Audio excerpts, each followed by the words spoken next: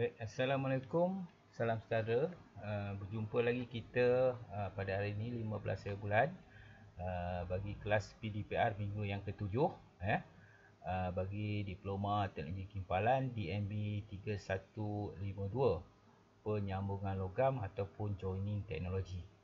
Okey, dalam 6 minggu sebelum ni kita telah belajar berkaitan dengan jenis-jenis penyambungan logam daripada proses penyambungan menimpal, brazing, soldering Jadi pada minggu yang ketujuh ni kita akan membincangkan satu lagi topik yang berlainan sedikit tapi masih lagi dalam penyambungan logam yang merupakan kompetisi barulah kompetisi yang ketiga Jadi saya harap kamu akan lebih faham kita akan bincangkan berkaitan dengan penyambungan mechanical fastening ataupun kompetisi yang ketiga Jadi kita pergi peringkat awal ni kita akan belajar selama hingga minggu ke yang 11 lah, minggu ke 11 bagi mechanical fastening. Jadi kita akan pergi dan bincangkan berkaitan dengan proses-proses penyambungan mechanical Baik, apa dia definisi dia?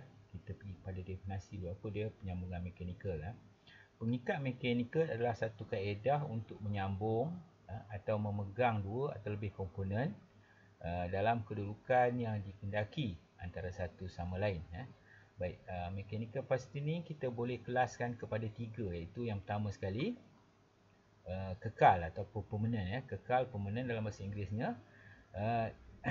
Proses penyambungan ini hanya kita boleh pisahkan dengan merosakkan sambungan merosakkan sambungan. Kita tak bincang berkaitan dengan kimpalan. Itu kita bincang bukan penyambungan mechanical Itu kaedah penyambungan juga tapi bukan penyambungan mechanical. Dan biasanya kaedah penyambungan mechanical fastening ni atau kekal ni kaedah ni amat sesuai untuk menyambung komponen yang tidak memerlukan penyelenggaraan maknanya dia teruslah terus rekap, kita tak perlu senggara.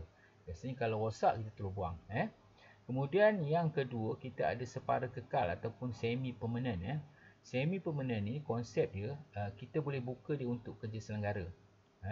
Walau bagaimanapun ia boleh menyebabkan kerosakan pada bahagian sambungan sebab kita dah buka Itu berbeza sedikit dengan kita punya kelas kekal tadi separa kekal Manakala yang ketiga tidak kekal ataupun non permanent kita boleh pisahkan tanpa langkah dengan kita boleh pisahkan dengan langkah khas tanpa kita merosakkan bahan asas atau pengikat. Nanti kita seterusnya kita akan bincanglah. Saya ada masukkan beberapa gambar supaya kamu lebih faham Jadi kalau kita katakan apa dia definisinya mechanical fastening adalah pengikat untuk menyambung ataupun kita memegang dua atau lebih komponen pada kedudukan yang kita kehendaki antara satu sama lain, dan kita boleh kelaskan kepada tiga. Yang pertama sekali kekal permanent, yang kedua separa kekal, dan yang akhir tidak kekal ataupun non permanent Baik, seterusnya kita lihat contoh yang kita bincangkan, tiga contoh tadi Okey, kalau kita katakan dia kekal per selection of permanent mechanical unit. Yang ini kekal lah Macam mana kita kata kekal? Contoh dia rivet. Ni kerja rivet. Kita nampak daripada ilustrasi pandangan sisi ni, rivet ni dia tergolong dalam satu penyambungan mechanical kekal. Ini kita punya kepala rivet.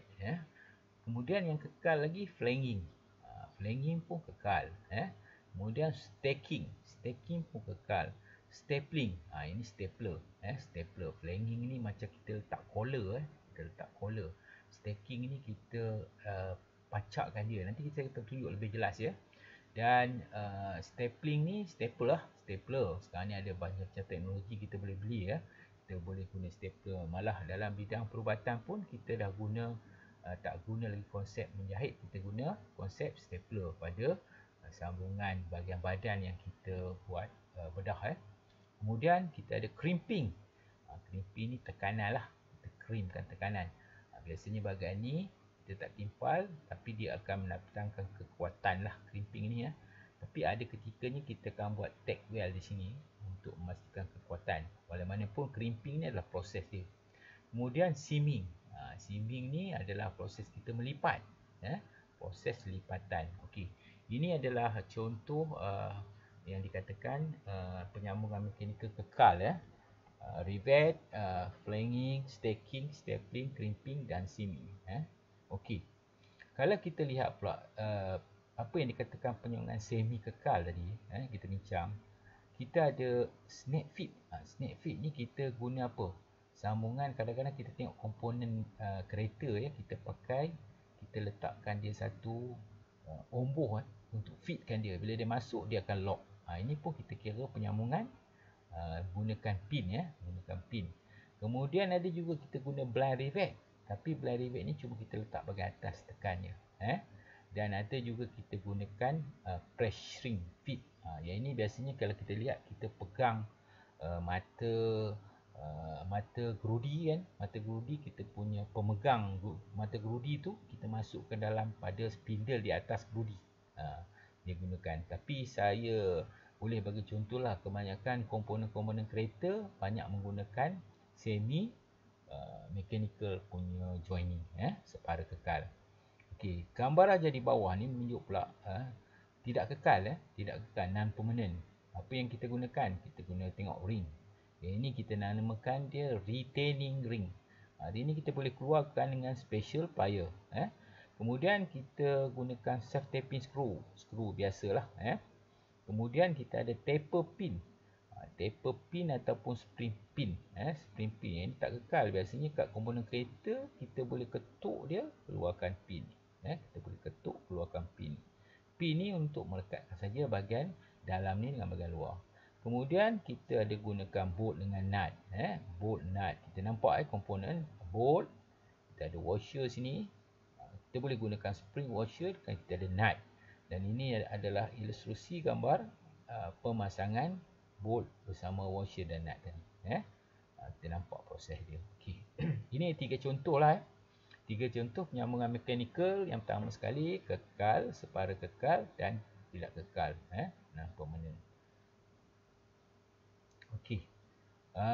Bahan pengikat Biasanya bahan untuk kita mengikat atau buat penyambungan ni sama ada dalam proses logam, plastik atau seramik ataupun kayu. Unsur-unsur pengikat ataupun bahan pengikat ni boleh diperbuat daripada alloy ataupun logam kenuli. Tapi kalau dalam kerja kayu kita boleh tengok dia gunakan kayu juga. Tapi kita boleh gunakan besi untuk sambung, tak ada masalah kenuli. Ini bergantung kepada keperluan kekuatan, bagaimana kuatnya kita nak dapat penyambungan kita dan jenis yang kita perlukan, jenis sambungan yang kita perlukan. Pengikat ni kita boleh diaplikasikan dalam kerja berikut. Okey, banyak kerja saya bagi contoh. Pertama sekali struktur asas bangunan dan jambatan. Jadi banyak gunakan proses-proses pengikat. Kemudian dalam pertukangan otomotif, aero angkasa, elektrik dan kelengkapan marin pun banyak menggunakan proses pengikat. Sama ada kekal, separa kekal ataupun tidak kekal. Rumah dan alatan pejabat. Perabot lah ini, perabot. Kemudian peralatan mesin. Itu peralatan mesin. Kerja-kerja pipe dan saluran. Kita gunakan pengikat juga. Dan perabot tadi. Jadi ini beberapa contoh kaedah pengikat ataupun ikatan yang kita aplikasikan dengan menggunakan sama ada sambungan kekal, separa ataupun tidak kekal. Baik, kita tengok pada sistem pengikat tetap, permanent fastening system. Okey, saya pergi satu persatu lebih detail lah. Kita pergi pada proses ni. Yang pertama sekali kita bincangkan berkaitan dengan merivet tadi. Merivet. Merivet ni adalah proses menempa yang digunakan untuk menyambung dua atau lebih logam. Rivet digunakan untuk menyambung bahan berbentuk kepingan. Sheet lah. Dalam bahasa Inggerisnya sheet. Dan ketebalan berbeza. Sama ada jenis pepejal, tiub, mampatan ataupun bahan letupan.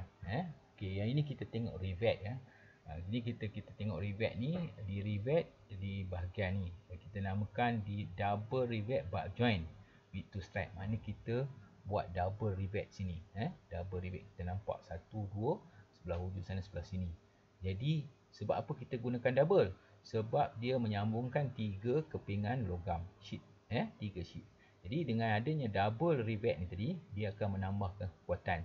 Okey, berbanding dengan rajah yang di sebelah ni, kita lihat dia cuma menyambungkan 2 kepingan logam, Jadi kita gunakan hanya satu, rivet tab yang satu bahagian saja. Maknanya dia dah cukup kuat, So tadi yang kita bincang, dia bergantung kepada jenis penyambungan.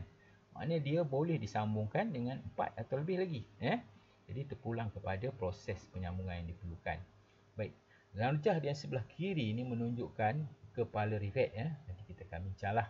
Yang ini kita katakan kepala separuh bulat. Yang ini kita namakan kepala persegi. Kemudian kita ada kepala kon ni, rivet kepala kon. Kemudian kita ada kepala rata, level rivet. Kita ada macam-macam sebenarnya kepala rivet ni. Jadi kita banyaklah gunakan dalam kerja-kerja penyambungan, terutama sekali perabot. Baik, seterusnya kita lihat pula sistem pemikat permanen tadi membibir ataupun flanging. Flanging berbibir. Flanging ni kalau kita kata dia berbibir, dia ada 2-3 proses yang kita boleh lihat. Flanging membibir adalah proses pembentukan berdasarkan lenturan. Ia boleh dijadikan dengan meregang dan mengecut berbibir. Bahagian tindak akan menjadi lebih kuat. So mana bahagian yang kita buat flanging tadi, dia akan lebih kuat. Okey, kita ambil contoh ini. Okey, ini kita nama flank. Flank. Okey, saya tunjuk ini contohlah. Dalam kerja piping biasanya, bahagian ini kita namakan flank. Dan ini bahagian yang kita kimpal. Jadi bahagian ni kita nak menguatkan. Flank, gasket, flank. Sambungan. Itu untuk flanking lah, berbibir. Ini kita namakan berbibir. Dia tak boleh sambung terus pipe ke pipe. Dia perlu ada bibir. Bahagian ini biasanya dia akan menerima tekanan yang kuat. Okey, kalau dikatakan yang meregang dengan mengecut, kita lihat gambar rajah ni. Kita nampak bagaimana dia nak tambahkan kekuatan bahagian. Biasa ni dalam kerja otomotif, dia buat dalam kerja otomotif cap atau penutup, dia buat dengan kaedah ni. Jadi dia beri tekanan core, maknanya dia flank kat sini, dia bibirkan supaya bahagian ni lebih kuat. Itu bagi kerja flanging, membibir. Okey, yang ketiganya kita membentuk staking.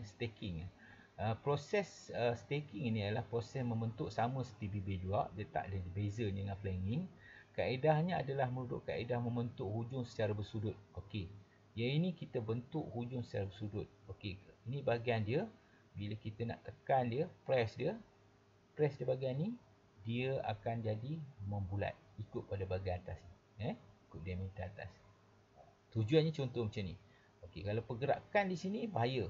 Bila kita buat staking, dia akan bulat, dia akan bentuk bulat atau bentuk kepala rivet. Jadi tak bahaya. Jadi staking ni pun adalah dalam kerja-kerja otomotif air angkasa, kita banyak gunakan kerja staking. Atau kalau kita tengok kita buat tin minuman, itu ada proses staking. Macam mana kita staking bahagian tepi berbibir, penutup air minuman tadi. Okey, sistem pengikat seterusnya ialah stapler ataupun stapling. Stapling ni kamu biasa gunakan. Yang ini kamu tengok gambar rajah stapler yang kamu gunakan. Biasanya kita gunakan, kita sambungkan dengan dawai pengukut yang bentuk U lah. Bentuk U ni. Dia benar, dia ada alat khas yang kita gunakan. Dan dia yang special ni, dia boleh nyambung logam berbeza. Dia boleh sambung kertas dengan kayu. Dia boleh gantung kain dengan kayu. Dia berbeza. Tapi walau bagaimanapun nipis lah. Okey, saya tunjuk gambar rajah bagaimana stapler yang digunakan dalam proses pembedahan. Stapler yang digunakan proses pembedahan. Kalau kamu tengok proses pembedahan ni dalam bentuk ni. Hari pertama. Tapi sampailah hari minggu ke-12, dia akan mereput. Nampak? Dia akan reput sendiri. Ini stapler yang kita gunakan dalam kerja-kerja pembedahan, perubatan. Dan di gambar tepi ni menunjukkan satu stapler gun, yang mana menggunakan kompresor ataupun udara termampat, yang mana biasanya kita gunakan untuk kerja perabot lah, pemasangan perabot. Dan benda ni agak bahaya, tajam, dia punya dawai kokot ni lebih panjang. Itu adalah projek stapling keempat. Seterusnya kita lihat pada jahitan ataupun stitching ya. Stitching ini semua adalah permanent fastening ya. Proses ni ya, proses menyambung sama dengan stapler tapi menggunakan mesin jahit. Okey, ini mesin jahit yang lebih canggih lah. Ada macam-macam proses kita tengok mesin jahit canggih. Pada kerja-kerja logam pula, kamu tengok bagaimana jahitan ni dibuat. Dia ada boleh sulam ni dengan special punya mesin ya. Jahitan dia gunakan contoh getah, macam mana nak jahit. Kamu tengoklah macam mana kita lihat tayar kamu busi ya. Jadi dia nak sambungkan 3 getah ni, dia guna kaedah jahitan ataupun special machine ya. Tengok ni proses dia Itu untuk jahitan lah. Dia tetap Ni kalau sebab apa kita kata kekal, kita terpaksa rosakkan bahagian ini untuk kita buka dia Kita katakan kekal lah Kemudian yang keenam mencerut ataupun crimping. Crimping ni kita banyak lihat dalam kerja electrical crimping ini kita nak sambungkan antara kabel dengan kita masukkan bolt dengan bahagian ni. Kita crimp, kita ketuk. Benda ni sebenarnya rata je. Bila kita masukkan dalam, kita clamp. Apa clamp yang kita gunakan? Kita akan gunakan clamp khas ni. Alat khas. Alat khas. Ini contohlah pelbagai jenis alat dalam kerja-kerja electrical, penyamar udara Jadi apa yang dinamakan crimping ni ialah kita proses menggunakan tekanan pada bahagian yang dipasang, guna tekanan pada bahagian ni. Proses boleh dimudahkan dengan membina sempak atau kelegaan untuk memudahkan kerja mencelup. Ni kelegaan nampak. Dia sebenarnya kuat yang ni, kuat, selamat kuat dan selamat tapi sesuai untuk kerja-kerja elektrik sajalah Kemudian kita ada sistem pengikat yang ketujuh mengelim ataupun seaming seaming. Proses ni dia banyak digunakan terutamanya pada atap, penyambungan logam aluminium, divider Kalau kita tengok apa dia clamp proses untuk mewujudkan sambungan rapat dengan melipat antara dua kepingan. Lipat antara dua kepingan dengan menggunakan tekanan. Ada tekanan situ boleh dilipat 2 kali untuk menambah kekuatan. Okey. Kita tengok ini overlap yang pertama. Kita ada single pertama, single lock. Kita ada ni single lock. Kalau double lock dia akan lebih kuat Double lock dia akan lebih kuat. Kita nampak Jadi kalau kita guna T pun kita boleh sambungkan. Kita guna apa saja bentuk apa saja pattern kita boleh buat seaming clip pada bahagian sambungan. Sambungan ni kuat. Tapi kalau kita nak buka dia akan rosak sebab kita kata dia kekal. Kita tengok gambar raja sebelah sama juga. Kita paksa gergaji atau kita paksa ketuk menyebabkan bahagian ni rosak Jadi seaming proses mengelim ni banyaklah digunakan dalam kerja-kerja roofing atap Baik, saya rasa kita selesai perbincangan berkaitan dengan jenis-jenis sambungan kekal, separa kekal dan tidak kekal Jadi untuk perbincangan ini saya nak kamu sediakan satu jadual saya nak kamu sendiri secara individu sediakan satu jadual dan dalam jadual tu ada 20 proses sambungan kekal yang kamu tahu dan nyatakan kaedah yang digunakan. Contohlah kalau kata-kata bumbung ni kaedah menyambung bumbung dengan bumbung guna kaedah apa? Skru contoh. Jadi kamu nyatakan kaedah sambungan Jadi saya nak kamu faham jenis sambungan kekal ini mechanical fastening supaya kamu boleh nampak dan kamu boleh guna kaedah ni dalam kerja-kerja harian kamu ataupun apabila kamu berada dalam industri nanti Jadi jawapan kamu naklah catatkan dalam ruangan jawapan kertas dan hantar melalui WhatsApp selepas waktu kuliah ni selesai Itu salah satu tugasan atau perbincangan yang kamu boleh buatlah kan. Kemudian untuk kamu juga saya bahan rujukan, kamu boleh rujuk bahan rujukan yang kamu belajar lah bahan rujukan yang kamu belajar. Dan kemudian saya ada sediakan satu slide di sini satu slide dan saya nak kamu mengikuti slide ni saya nak kamu mengikuti slide ni. Slide ni kamu boleh rujuklah walaupun dalam bahasa Inggeris kamu boleh dapatkan slide ni Baik, saya akan onkan slide ni saya harap kamu akan dengarlah slide ni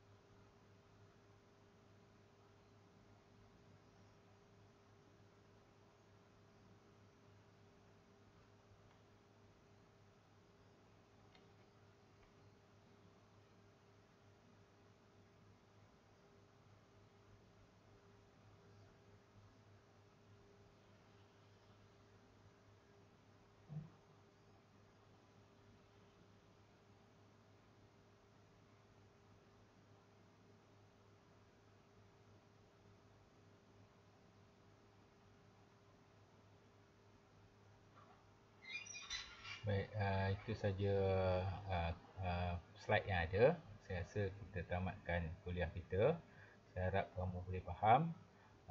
Dan saya harap saya bukalah melalui WhatsApp tempoh 3 jam ni untuk kamu bertanya ataupun bincangkan beberapa perkara yang kamu ada kemusykilan ya. Jadi kita akan berjumpa lagi pada kuliah kita pada minggu yang ke-8 ya, minggu ke-8, dan kita akan bincangkan perkara-perkara berkaitan dengan masih lagi dengan kompetisi yang ketiga ni berkaitan dengan mechanical fastening ya. Baik, saya sudahi dengan wabillahi taufiq wal hidayah. Wassalamualaikum warahmatullahi wabarakatuh.